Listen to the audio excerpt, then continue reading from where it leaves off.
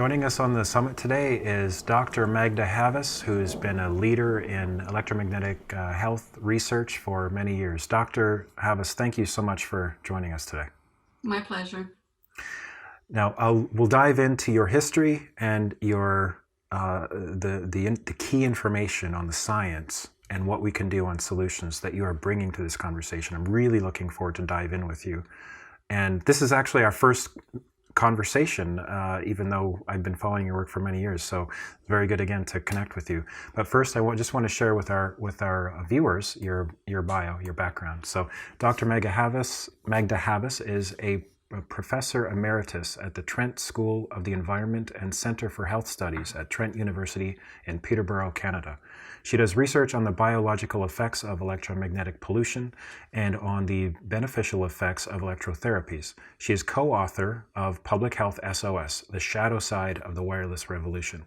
Dr. Havas is internationally recognized both for her previous work on acid rain and metal pollution and for her current research in the area of electromagnetic pollution and electromagnetic therapy.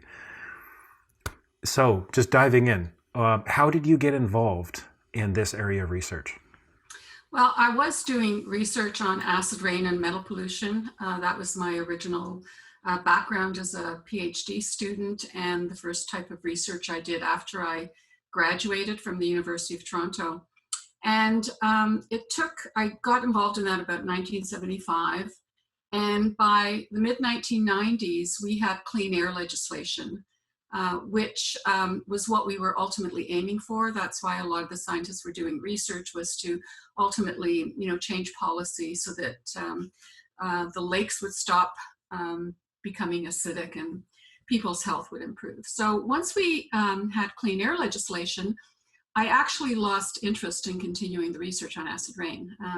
We studied for a few years how lakes were recovering, so the clean air actually made a very big difference in the environment. The environment was responding a lot more quickly than scientists believed it would, which was very promising. But I realized at that stage that I enjoyed doing research in an area that was controversial scientifically. And the reason for that is it means basically that scientists are disagreeing. So, one side is going to be right and the other side is going to be wrong. And when there's so much controversy, you never know which way it's going to end up. So I like things that are unknown in science, obviously. I also wanted to do something that had really major impact on the environment and on human health. And I was teaching a course at the time called Pollution Ecology, where we dealt with lots of different types of environmental contaminants, mostly chemical, but not entirely. And I thought I wanted to contribute to my lectures by introducing electrosmog and how it affects children with, increase in leukemia, for example, which was one of the early areas of research. And so I really got into it out of an area of curiosity and wanting to teach about it. And it took me about 3 years of reading the literature before I had my own personal opinion about it. It was a relatively new area for me. I was mostly into chemical toxicants rather than, electromagnetic toxicants. And so I had a lot of learning to do. And when I read the literature, it was all over the place back then. So there were people saying, children who live near power lines have a greater risk of developing leukemia, and other people saying, well, those studies weren't very well conducted and it's not really true. And after 3 years, I became convinced that not only was there a link to childhood leukemia, but people who were occupationally exposed also had a greater risk of having various types of cancers. And then I moved away from just looking at extremely low frequency electromagnetic fields that relate to electricity and moving to something called dirty electricity, and ultimately moving to higher frequencies, radio frequency and microwave radiation. So I've basically covered in my research the entire gamut of from extremely low frequency all the way up to microwaves. Excellent. So just looking at, you said you got involved in acid rain research and that whole conversation in the mid-70s, and it was the mid-90s until there was legislation passed. And so that was a 20-year, say, latency period. where are we at in the wireless conversation? How far along, or is that applicable even, that same ballpark for when this conversation reaches the tipping point and we mandate and enforce safe technologies? Well, with respect to acid rain, I got involved in it fairly early on when it was just beginning to become internationally recognized. And with respect to the electromagnetic pollution, it really depends on um, where your starting line is. So if we go back to some of the historical literature on microwave radiation, for example, it goes back to the 40s and 50s. So it goes back a lot longer period. And my involvement began in 2000. That was the first year I actually published on it. I started about 1995. And it took me about 5 years before I felt I knew enough to publish in this area. So I've been at this for about 20 years already, but it started well before I got involved. So we're running slightly behind acid rain. And I think the reason for that is acid rain is relatively simple compared to this. When it comes to electromagnetic pollution, there's a lot more sources. It's a lot more complex. There's a lot more reaction in the sense of we're not trying to reduce smokestacks and that kind of emission. We're actually asking people to reduce their use of some of this technology in a wireless fashion. And people love their gadgets, so there's a lot of resistance to this. So we're not just asking the industry to make changes, which is basically what we were doing with acid rain. We're actually encouraging people to make changes in the way they live and what they do in their homes to minimize their exposure and protect themselves, and that's harder to do. Mm-hmm. Yeah, well said. What are the different types of electromagnetic pollution, and what effects do they have? Well, if we're talking about non-ionizing radiation, in my mind, they fall into 4 categories. One is extremely low frequency, and that includes both electric and magnetic fields. The second is something called dirty electricity or poor power quality. And that's in the kilohertz range, so it's thousands of cycles per second. It's a radio frequency, but it's a radio frequency that travels along a wire and then radiates from the wire. We also have something called ground current, which is a combination of low frequency and radio frequency that flows along the ground. So it interacts with people in a very different way. Then there's obviously microwave radiation at much higher frequencies, but still within the radio frequency band. We can go up to infrared and visible light. They're still part of the non-ionizing part of the electromagnetic spectrum. And I do research with light, but mostly from a therapeutic perspective of how it helps you heal, mm-hmm. as opposed to how it harms you. Okay. Light, including the red light, infrared therapies that we had talked about before the call? Correct. And blue light as well. Blue light's very good for any kind of skin problems that people have. So if they have psoriasis, for example, including ultraviolet. Ultraviolet has been given a bad name, but there's some really good therapeutic aspects of UV if you use it sparingly. I do research within all of those areas. Okay. And in your research and in the body of science, what are the key biological effects from electromagnetic pollution or EMF or wireless radiation? And these terms are obviously synonymous. I kind of call it electrosmog to cover everything. In my mind, electrosmog is all forms of non-ionizing radiation. That's how I use it. The health effects fall into 3 categories. One is cancer, obviously. The other are reproductive problems, particularly as it affects sperm. We have a lot of information on that. But there's also contributions to miscarriages, to problems with offspring if they're exposed in utero to electromagnetic radiation. There's a greater degree of them having neurological disorders, learning disabilities, that sort of thing. And to me, that's all part of the reproductive issue. And then there's a third area that's rather large and amorphic. It doesn't really have a good shape to it.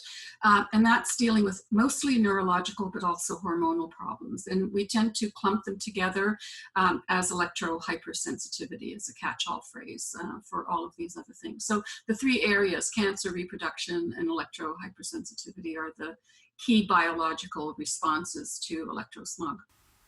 I'd love to dive into some of the specific research that you've done in this area. I remember seeing a number of different videos and different angles and topics that you're exposing, and one of them was with electro-hypersensitive patients, or those who can feel it and or exhibit symptoms when a wireless electrosmog source is turned on. Can you tell us about the work that you've done specifically?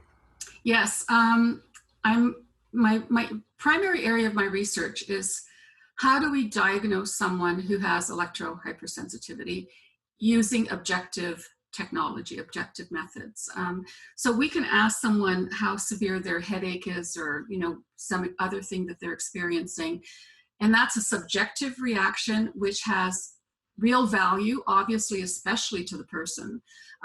But in science, it has it's lower down on the totem pole kind of thing on being reliable, because people will have, the amount of pain you experience, the amount of pain I experience might be very different. And so you might be in excruciating pain and to you it's minimal, whereas the same amount of pain might knock me out completely. And so there's not this consistency.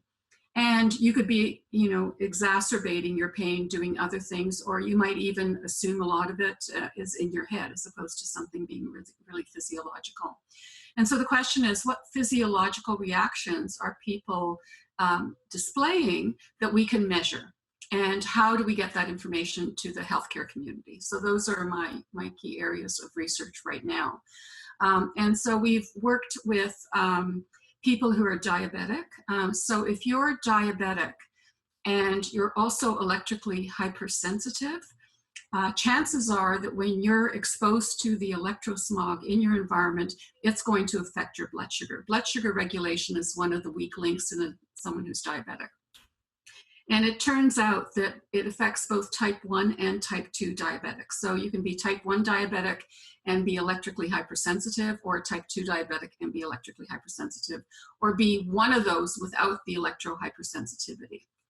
And so we began to work with people because measuring blood sugar is an objective method. It's totally reliable, quite accurate. And so we began by working with people who were diabetic under different circumstances, and either exposing them to more electrosmog or reducing their exposure, and then documenting changes in blood sugar. And I'll just give you one example of that research, because I think it's something that has relevance to a very large population. We worked with a woman in New York who was a type 2 diabetic. She wasn't taking any medication at all. And she controlled her blood sugar by the diet she ate. And in the event that she might take in more carbs and sugar than her body liked, she would go for a 20-minute walk. And that during that 20-minute exercise, her blood sugar would be consumed and it would come back down to normal. And she would do this on a number of different days, and it came right back down 20 minutes, very reliable. Some days she didn't want to go outside for a walk because it was raining or it was too dark or whatever. And so she would work out on a treadmill that she had in her home. And she would measure her blood sugar before she got on the treadmill and measure her blood sugar after a 20-minute walk on the treadmill. And in every single time she went on the treadmill, her blood sugar went up, not down. And if you mention this to doctors, initially they don't believe you because you're actually using up sugar. So how can the sugar levels go up in your body? But it's very reliable. And one of the things that we found that might explain this is that someone who is electrically hypersensitive, when they're exposed to electrosmog, their body goes into a stress response, very often a heightened sympathetic stress response, just like a fight or flight. And if your body goes into that fight or flight response, it's going to release sugar into your body so that you can consume that sugar in order to do whatever, run away from the saber-toothed tiger. And so the stress response increases blood sugar, and in diabetics who don't have the right amount of insulin, or who are compromised in a certain way, that blood sugar won't go down. And so expose someone who's diabetic to electromagnetic pollution that they're sensitive to, and chances are their blood sugar will go up, and it'll go up within a matter of 10 to 20 minutes. So it's a very fast response. put them into an electromagnetically clean environment, and their blood sugar goes down. So it's almost like a yo-yo, very predictable. And we actually called this a different type of diabetes. We called it a type 3 instead of 1, 2. We called it a type 3 diabetes, or something that is triggered by the environment. And that's something that's really important for doctors to know, because when they tell their patients, well, just exercise, and it doesn't matter if you go on a bike or, a treadmill or any kind of electronic equipment, well, that's not the case if you're also electrically sensitive. So we have to let doctors know that that is not an appropriate way for electrically sensitive people to exercise. Interesting. Wow, thanks for that. The term electrosensitivity or electro-hypersensitivity, I've kind of personally, and I know some other people have kind of struggled with that, because it almost seems like it's, there's something anomalous or strange or weird about that hypersensitive person. Like it's the idea that, oh, you're just hypersensitive, everything bothers you. But it really is. I mean, this is like, could it be also called like microwave sickness, or even, exceeding the toxic load of the environmental stressors and toxins, right? I mean, another way it could be described perhaps is electromagnetically aware. You're just more aware, you're more interactive with your environment. So could you just talk about that term if we could, and help us to kind of reframe, and even for the audience that are very sensitive to these fields, just to help them perhaps contextualize, that it isn't something perhaps that they are victimized for the rest of their life, that there's things that they have power, and there's ways that they can see this and things that they can do to come back. Well, I agree with you. The concept of why electro-hypersensitivity, why not just electrosensitive? And I discussed this with Ole Johansson many, many years ago. And he said the reason that hypersensitivity is being used is because we're all electrically sensitive.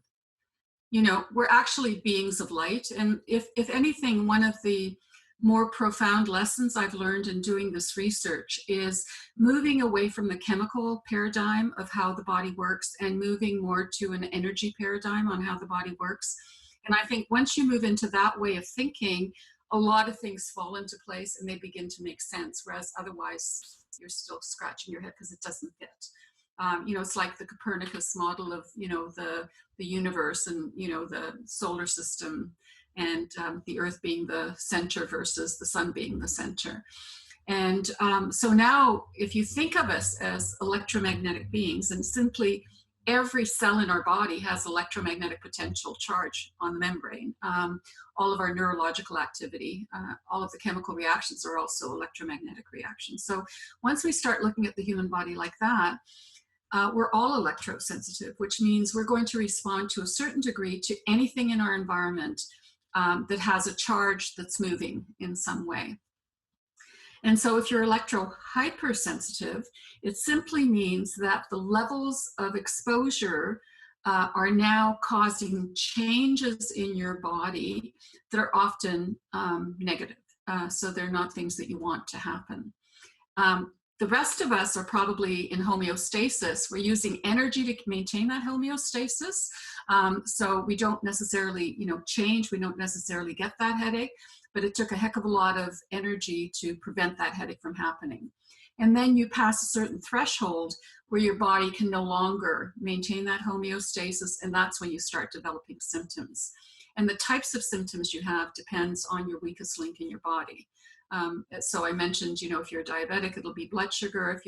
If you have multiple sclerosis, and we've worked with people who have MS as well, it'll be a neurological disorder. Now you said, can we call it microwave sickness? And it used to be called microwave sickness. That was the name that they gave to it during the Second World War, which is the first time microwaves were used. Artificial microwaves, man-made microwaves were actually used in the environment. And prior to that, it was called neurasthenia. And that goes back to the turn of the century, early 1900s. And here, the term was used for women who worked on telegraphs and telephone. In the past, you had to plug things in for a telephone call, and they were getting shocks. They were exposed to fairly high levels of electromagnetic fields, and their nervous system just basically gave up. They started having fatigue, excessive fatigue, chronic pain. Sometimes they collapse, they just pass out. And neurasthenia is a weakening of the nervous system. That's basically what it means. So that was the original diagnosis. It then moved to microwave or radio wave sickness during the use of video display terminals, when a lot of the women secretaries were typing on their computer in front of a big computer screen. Then it was called screen dermatitis. So people who reacted, the name was screen dermatitis, and Dr. Johansson in Sweden, reported on this and showed that there was a histological reaction to the radiation. And now we just call it electro-hypersensitivity. I actually call it rapid aging syndrome because the cells in your body are aging and you're having the symptoms of aging. So things like poor sleep, chronic fatigue, chronic pain, difficulty concentrating, these are all symptoms that we have as we age. And many of the people I talk to who have these symptoms say, well, I'm just getting older and this is perfectly natural. But when you put them into a clean environment, electromagnetically clean environment, a lot of their symptoms go away. So that's not real aging. That's, in my mind, a rapid aging that happens that can be reversed, which is the really good news for people who are suffering from this illness. Interesting.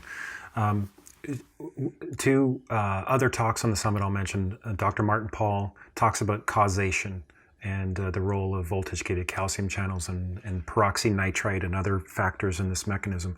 And Richard Lear is a researcher who actually has done some epidemiological work and actually put together a new model of understanding that builds on the peroxynitrite and that functionality. It includes like oxidative stress, nitrative stress, mitochondrial dysfunction, and about four other factors to really help to identify this new model, which can perhaps, for the first time in this amount of clarity, identify what's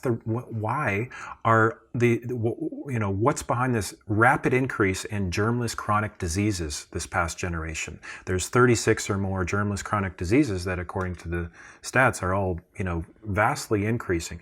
What's your take on this, Magda, and how significant of a factor is electrosmog in these autoimmune, neurodegenerative, and other germless chronic diseases that we're seeing increases of? Well, there are now literally hundreds of papers with multiple species showing oxidative stress. And so what the research is showing is that the various enzymes that we have that deal with oxidative stress, that are antioxidants, they're being turned off by the electrosmog. And so if you have a buildup of free radicals in your body, they're going to do a heck of a lot of damage. And basically, all of the symptoms that we're documenting can be due to oxidative stress. So I think that's absolutely fundamental in what's going on. The mitochondria, as you well know, and probably many of your viewers know this, that mitochondria produce the energy in your cell. And so if you're not going to have active mitochondria, you're not going to have cellular energy. The cell won't be able to do its job. Ultimately, it will die. And so part of this is recharging.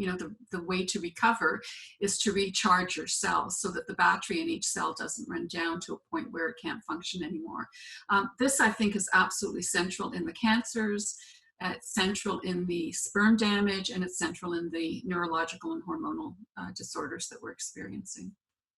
So basically, I agree with the other people that you've interviewed on what is happening at a very fundamental physiological level. If someone is electrosensitive or electro-hypersensitive and they feel more significantly, what are some of the things that they experience? How do they know if they're in that category of more electromagnetically aware humans?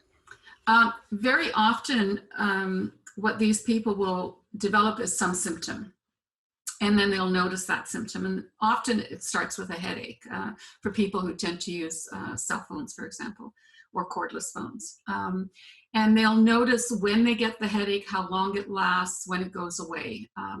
And so if they monitor their symptoms, very often they'll notice that it happens in a certain environment. And when they move away from that environment, the away.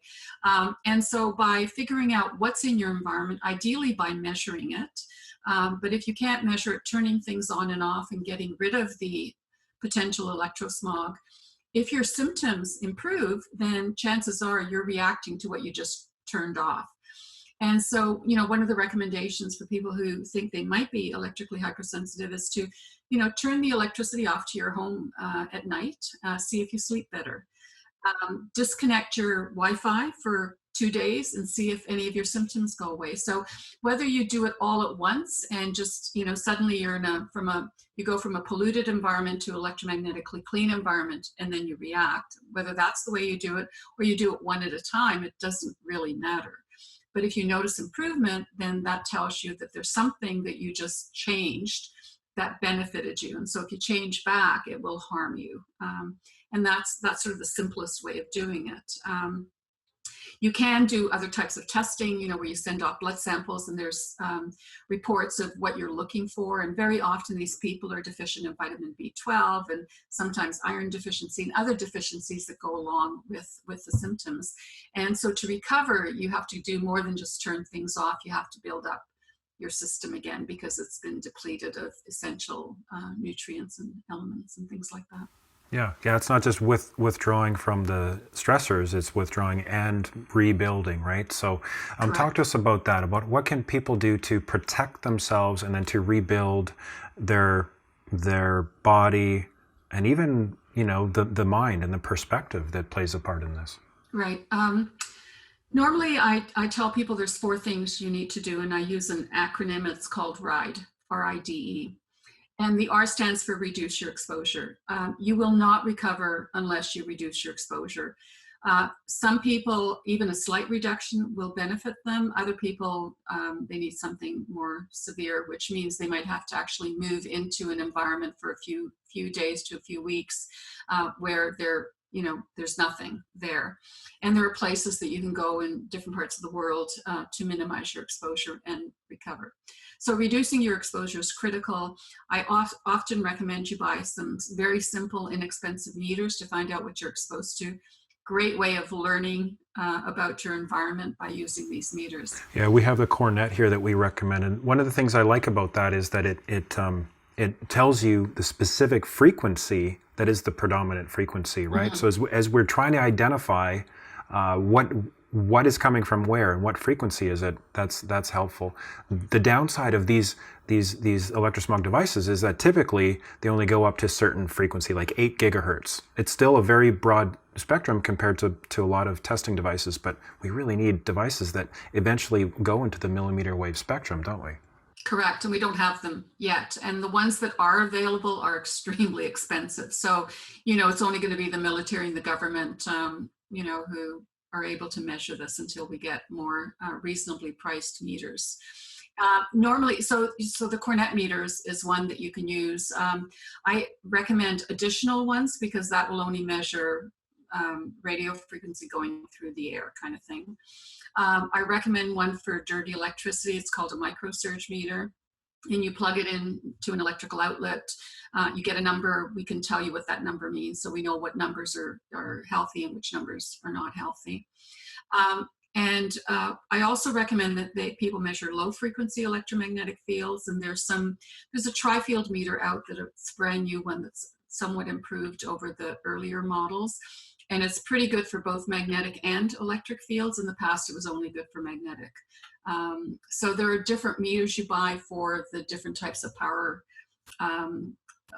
electrosmog exposure that we're talking about.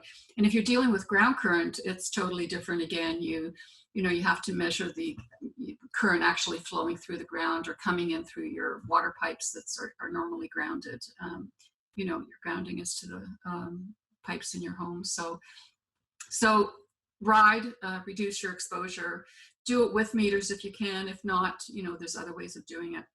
The I stands for your immune system. So very often people who have developed sensitivity have an impaired immune system. And unless you build that up, it's going to take you a very long time to recover. And I'm not a medical doctor, so I don't tell people how to do that, but I do tell them to go to a healthcare provider and make sure they have all the essential nutrients, their body requires. Any kind of deficiency has to be topped up, kind of thing. And then other things that will benefit the immune system. And because I don't have a medical license, I don't recommend specifics to people. The third thing is D, which stands for detoxification. So you will have toxins in your body that are making you more susceptible to the electromagnetic pollution. And that can be chemical toxins, it can be biological toxins, it can be metal implants. So there's a lot of things that can make you sensitive to this radiation. And so you have to detoxify, but you have to do that once again, I think, in a very controlled manner under the supervision of someone who understands how to do it properly. If you do it too quickly, you'll become very sick. And that just defeats the purpose of what we're trying to do, is to make you feel healthy and to be healthy. And the last one is emotion. E stands for emotion in the ride. There are a lot of people who have now realize they're electrically hypersensitive. Whenever they see a tower, they freak out because they think, I'm being irradiated, even if the tower isn't pointing in their direction. And so some of the damage that's being done is done from an emotional reaction to this stressor. And whether it's emotional or whether it's physiological, your body can't tell the difference, and so it's going to react.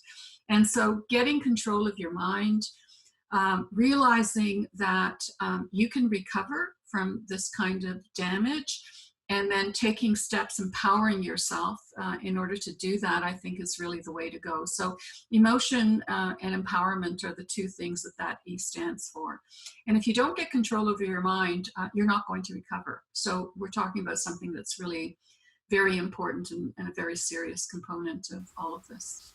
Yeah, no, that's very well said. I would really like to emphasize that myself. I mean, even just in life in general, with what's kind of the speed of life, the stresses, what's coming at us, understanding and comprehending, these significant agendas, these for-profit agendas that are causing harm. We really need to have that inner strength, don't we? I mean, maybe we could just like take a moment and talk from a soul level, I guess, from this standpoint. How important is it that we either have a way to connect and empower within, whether it's prayer or meditation or dealing with the fear that comes up as we become aware to this level? Mm-hmm. Well, once again, that's not my area of specialty, so I try not to give advice. But we are talking about it at a spiritual level. And I think I might be delusional, but I have control over my own brain, just like everyone else does. And I can tell myself that this is actually helping me and it will have some benefit to that. So as I say, your mind is really, really powerful. And you tell yourself that you can take control over your environment. You are the director, of your own movie, the life that you're living. And you can determine to a certain degree how you're going to live that life and how you're going to respond to the things in your environment. We can't control what happens to us, but we can control how we react to it. And beginning to develop that control, whether it's through meditation or prayer or whatever method you choose, I think once you start realizing that you can react to anything any way you want, it's really empowering. I do a lot of legal testimony, expert testimony in cases. And I remember the first time I was involved in something like that, the lawyer who was representing the clients that I was working with, he said, now they're going to attack you. And on the stand, right, the other side, and they're going to try to get you emotionally upset so that you won't be thinking as clearly. And then as soon as you make a mistake, they'll jump on it and they'll tear you apart. And I remember one of the things he said to me, he said, now, if they're attacking the science, they should be attacking the science. Once they start attacking you personally, you're winning. Okay? He said, because if they can't attack, like in a sense, you're irrelevant. You're just the messenger, bringing the message of what science is out there. So once they start attacking you personally, know that you're winning. And so I was in this court case in British Columbia, and they were very rude and offensive to me, and they were trying to get me upset. And I was just sitting back, breathing, and saying, okay, this is normally what happens. Just go with it. Don't take it personally. And then they started attacking me, and I thought, we're winning. And so instead of getting upset, I thought, oh, this is wonderful.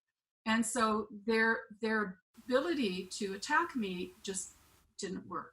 Because you had that frame of mind, and you went there, yeah. Because I assumed we were winning, this is good news, right? Yeah. Whether we were or not was irrelevant, right? It was my perception of it, and really, it's hard to know whether it's your perception or reality, So perception is really important. But I had the attitude that we must be winning, and that's okay. And I actually relaxed.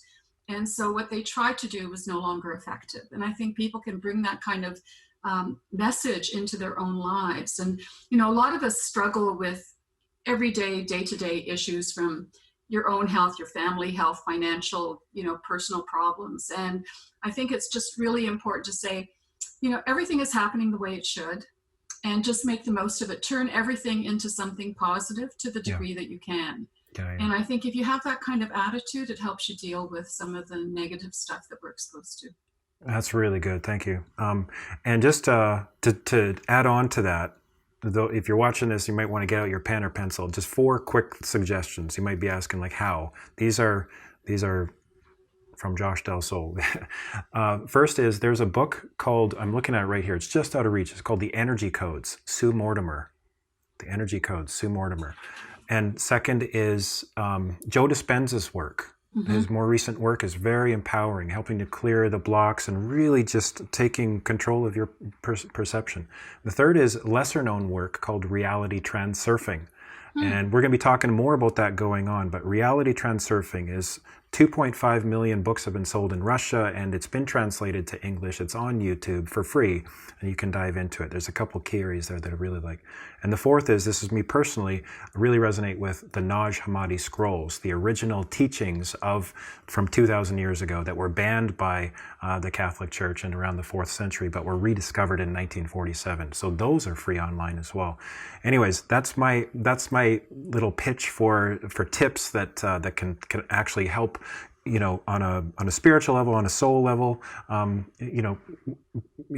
lead people, open some doors, I guess, in people's own self-empowerment in what we're talking about now. Because like what you say, Dr. Havas, it's all about, becoming aware, and then what you choose to do with that awareness, the perspective that you frame. So just diving back into the science here, to what extent do you think the medical community is aware of the effects of electrosmog? It really varies from location to location. I think the European medical community is well ahead of us here in North America. In Russia and in the Eastern Bloc countries, they did research on the healing effects of electromagnetic energy a long, long time ago. They also did research on weaponizing this a long time ago. And so they were aware of both the healing and the harmful effects of electrosmog in different ways. And, some of you might be aware of, the Cuban, the embassy in Cuba and being attacked, and in China, and previously in Moscow as well. So there's evidence that some of this might be microwave radiation. That's a phenomenal weapon. Like it, what we're using to communicate actually makes a really phenomenal weapon in the form of it, difficult to detect. So doctors in Europe are fairly well aware of it. There's different organizations.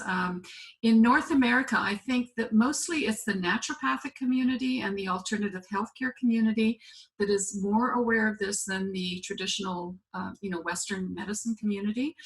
And I think the reason for that is that Western medical doctors really have their hands tied as to what they can and can't do with their patients.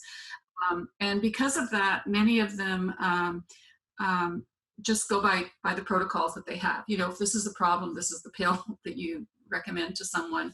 And because of that, we're not getting the type of medical care that I think we deserve, that type of health care that we deserve from, MDs.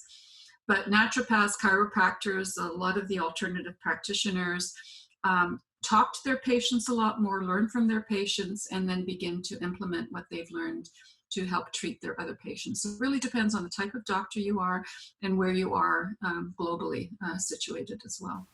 Okay. We talked about this briefly already, but do you have anything else, any other suggestions on what people can do to protect themselves?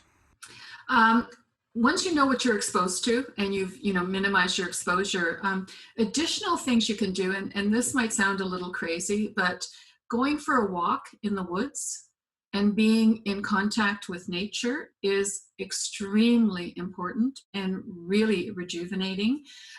Nikola Tesla, who is sort of the father of alternating current and responsible for some of the things that we're going through right now, from a harmful and a healing perspective. He did 10 miles of walking in Central Park every day. And I think that's why he lived to be in his 80s, when people during his period were dying. Men were dying when they were in their late 50s, early 60s. So he really lived longer than them, and he exposed himself to a lot of this radiation. So if anything, he should have been an early electrosensitive. But he did things, the food he ate, the fact that he went for long walks is really important. And being in touch with nature, being grounded, in touch with sand on a beach or salt water or granite is just one phenomenal way of having the electrons sort of move through your body in a really healthy fashion. So I would recommend that to people as well, whenever possible, to be able to do that. Absolutely. It's been life-changing for me. The more frequently I can get out in the woods, just across the way there from where I live, where there's no cell phone signal, the better, the more energy I have, the more vitality, just the better we feel. It's really about returning to those natural frequencies and cycles, right? Like the circadian rhythm, the natural sunlight, the forest energies, getting away from the artificial. Exactly. Yeah. We live in a very artificial, environment these days with concrete everywhere. When we travel, we're inside of a metal box called a car, and we're inside of homes that have wiring and all sorts of stuff. So we've really removed ourselves a lot from nature. And I think going back and making peace with Mother Nature and just hugging a tree or walking barefoot is just very, very important. I had a conversation in part of the summit as well with Wolfgang Jaksch, the CEO and founder of Swiss Bionic. So he's worked with you a little bit. You've collaborated on PEMF technology, which actually simulates these natural frequencies and analog waveforms in ways that the body can be sustained. I mentioned in that interview my own positive experience with this. What is your perspective on PEMF and the Swiss Bionic mats, the idea of this technology to use for beneficial purposes, use EMF for beneficial purposes? Well, because I work with people who are electrically hypersensitive, I'm always looking at ways what will help them. And when I first heard about the PEMF mats, gosh, that was quite a few years ago now. And my initial reaction was, do they really work? So the claims they make, are they valid? And then can electrically hypersensitive people use them because they are so sensitive? And so I actually got an IMRS or MRS 2000, I can't remember which one. And the first test I did was with myself, and it was looking at my blood. And I remember, doing a live blood analysis, putting a drop of blood under a microscope and looking at it and seeing how the cells, fit together and whether they're clumping and that sort of thing. And I remember sort of being a bit surprised about how unhealthy my blood looked when I was in a electromagnetically clean environment. But then I did a 10-minute session on the mat and a very low setting. And I looked at my blood immediately after, and it was single cells, free flowing, really healthy looking blood. And I realized that first time I did my blood, when, first prick of my finger, I had been working on a computer. So I had been exposed not to the microwaves, but certainly to the keyboard and to the electromagnetic pollution coming from my computer. And I remember the next day I thought, okay, I'm going to do a really careful experiment. And my home is electromagnetically clean and my lab is electromagnetically clean. And so I did it again. And then I actually deliberately exposed myself to things.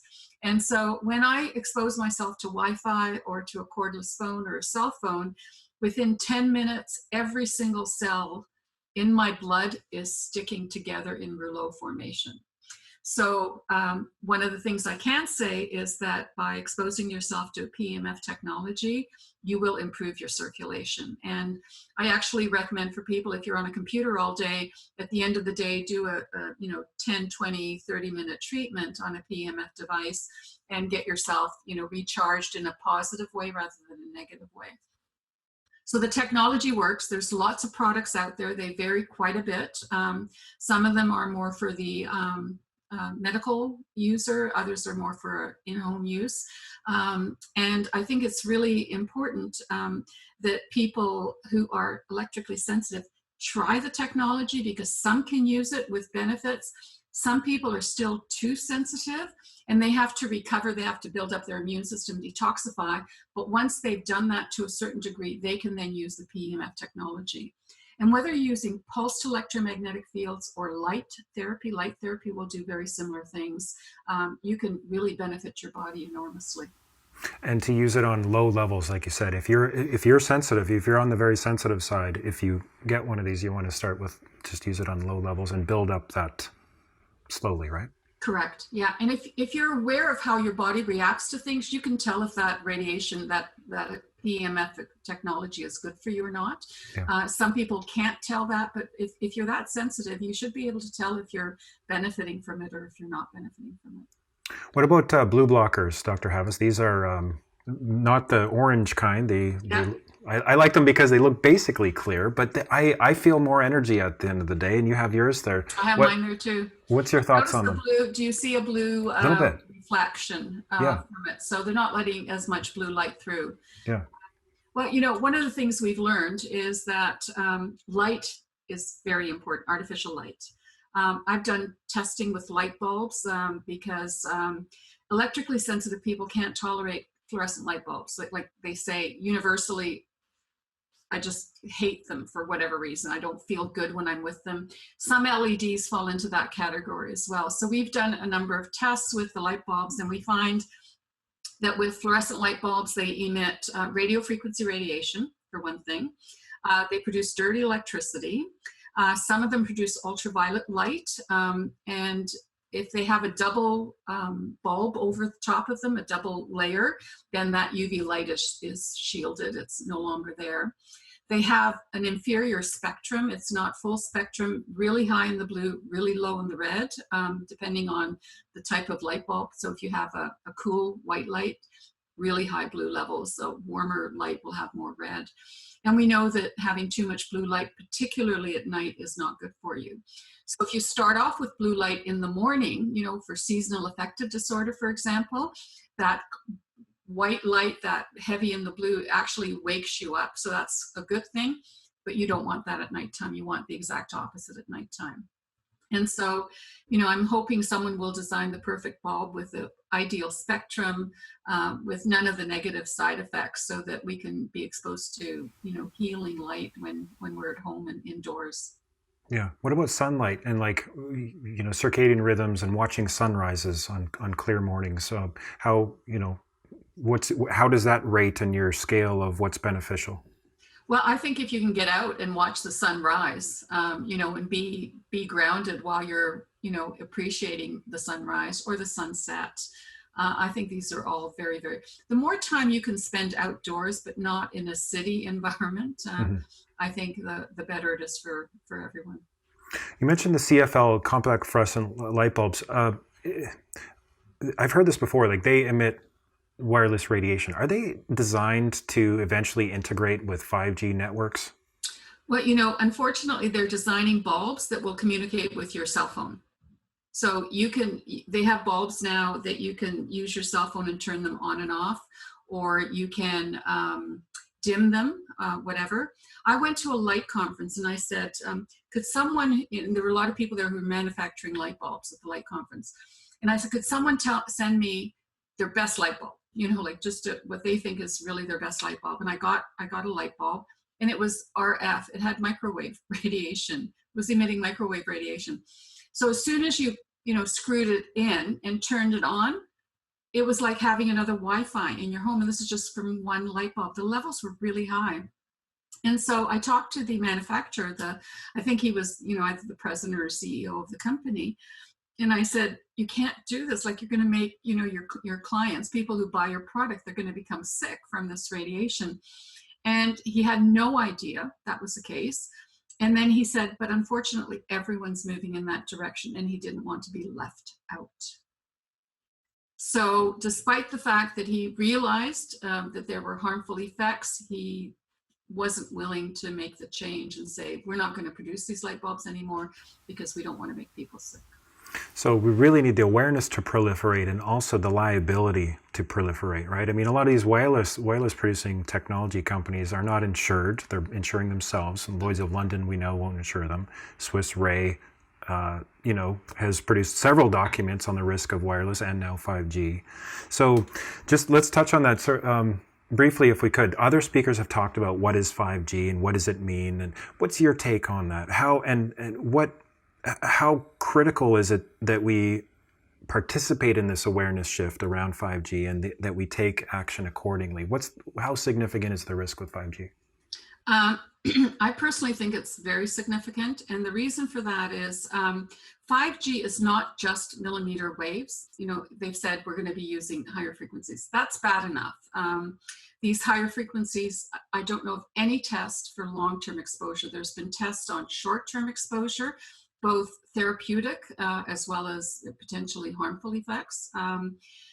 So the fact that you're going to now put antennas, hundreds of thousands of antennas every third or fifth home that's going to be emitting this radiation without knowing how it's going to affect the population is criminal. Like, not only is it stupid, but it's actually criminal that you're going to be doing that. There's no way that we would allow pharmaceutical industry to force us to take a drug that they've never tested, on human health. And that's basically what's happening. So we're all going to be exposed to this. We have no choice, which is, to me, another problem with the technology. But it's not only millimeter waves. They're actually going to be using 600 megahertz, 700 megahertz, depending on the country and the location. And I actually think that this rollout of, an antenna every third or fifth house is just an excuse to use some of the other frequencies as well.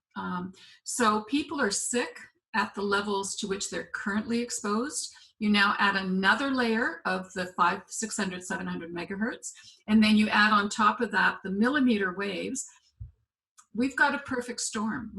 There's no place you're going to be able to go to avoid this radiation if you're going to be in any urban center at all. But if you're out in the country, you'll have protection for a certain length of time. But governments or industries saying it's going to be rolled out everywhere, and no one's going to be left out in the cold, kind of thing. Although some of us would love to be left out in the cold.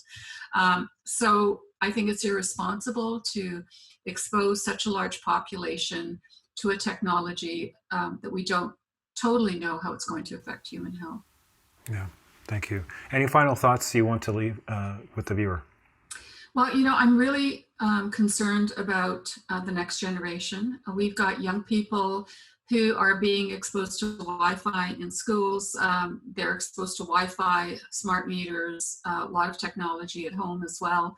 I think we need to do a much better job in protecting our young people.